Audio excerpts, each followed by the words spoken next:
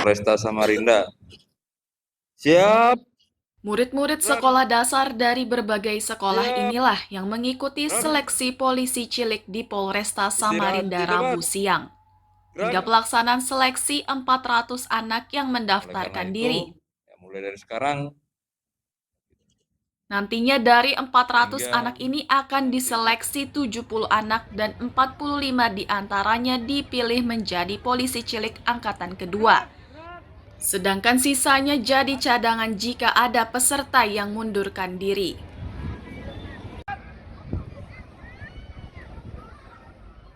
Kapolresta Samarinda Kombes Pol Arif Adli menyatakan tujuan seleksi polisi cilik ini menyongsong generasi emas tahun 2045 mendatang.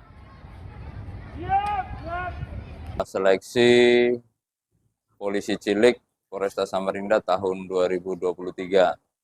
Jadi dari animo yang sampai hari ini atau yang tadi sudah masuk di dalam daftar kita yang akan mengikuti seleksi ada 400 orang, yang mana dari 400 orang ini akan kita seleksi dan akan kita pilih atau kita ambil 45 orang.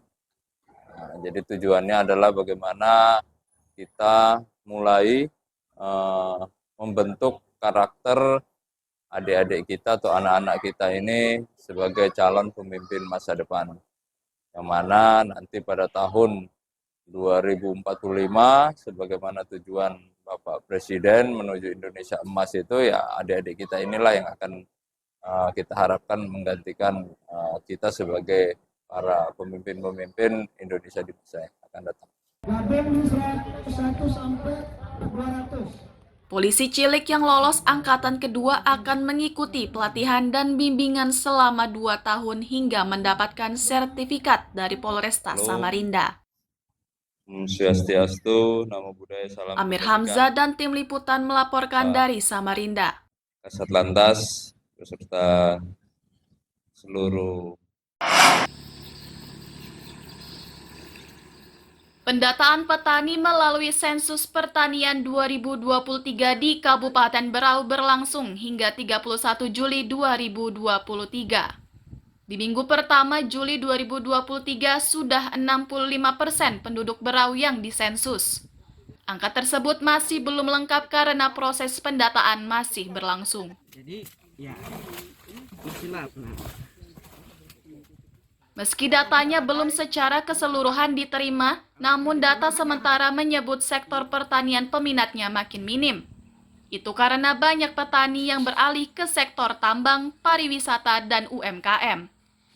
BPS juga belum mendapatkan data rinci potensi kelompok muda yang menggeluti sektor pertanian dan perkebunan.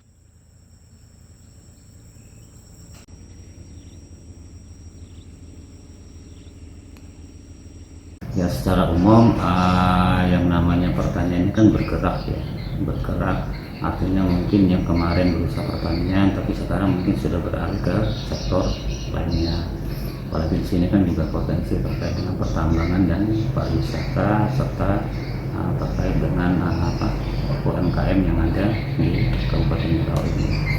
Kalau masalah generasi milenial ya memang mungkin nanti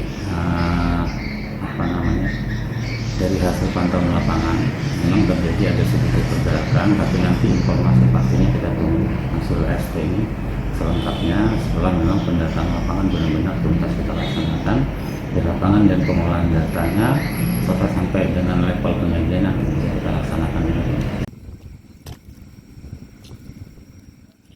Hasil sensus pertanian ini akan diketahui secara keseluruhan di awal tahun 2024.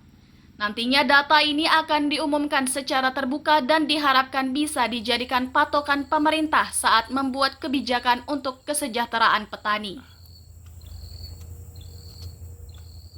Amir Hamzah dan Miko Gusti melaporkan dari Kabupaten Berau.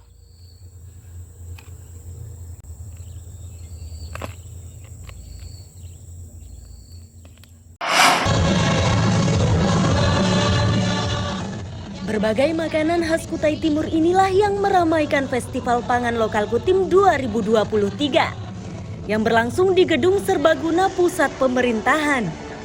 Makanan yang diperlombakan umumnya diolah dari bahan bukan beras. Sekretaris Dinas Ketahanan Pangan, Hortikultura dan Peternakan atau KPHP Beni Hermawan menyatakan, terdapat 18 kelompok penggerak PKK yang turut ambil bagian di lomba tersebut. Target KPHP adalah membangkitkan gairah masyarakat untuk mengkonsumsi makanan bukan dari beras.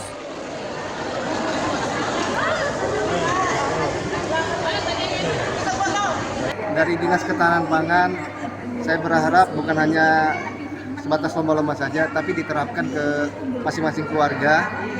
Karena ini amanat dari Undang-Undang 18 bahwa kita merubah pola makan yang tadinya makan nasi dan disisipi, sekarang ini disisipi ya, setidaknya seminggu sekali kita makan singkong, ubi, pisang dan lain-lain. Ketua Penggerak PKK Kutai Timur Siti Robiah Ardiansyah menyatakan, lomba ini bagian dari upaya untuk membantu pemerintah menyosialisasikan program mengurangi konsumsi beras dan diganti dengan pisang, ubi kayu dan lain-lain yang memiliki karbohidrat tinggi. Festival pangan lokal ini ya memang program pemerintah untuk mensosialisasikan diversifikasi. Kalau dulu orang makan, kalau nggak makan beras, nasi nggak kenyang. Nah sekarang dirubah, makan non beras, karbohidratnya diganti dengan yang lainnya, karbohidrat yang lain. Contohnya tadi pisang, singkong, keladi itu menjadi pengganti daripada beras. Pemenang lomba tingkat kabupaten dipromosikan mewakili Kutai Timur pada lomba serupa di tingkat provinsi bulan Agustus mendatang. Amir Hamzah, Sabta Rizky melaporkan dari Kutai Timur.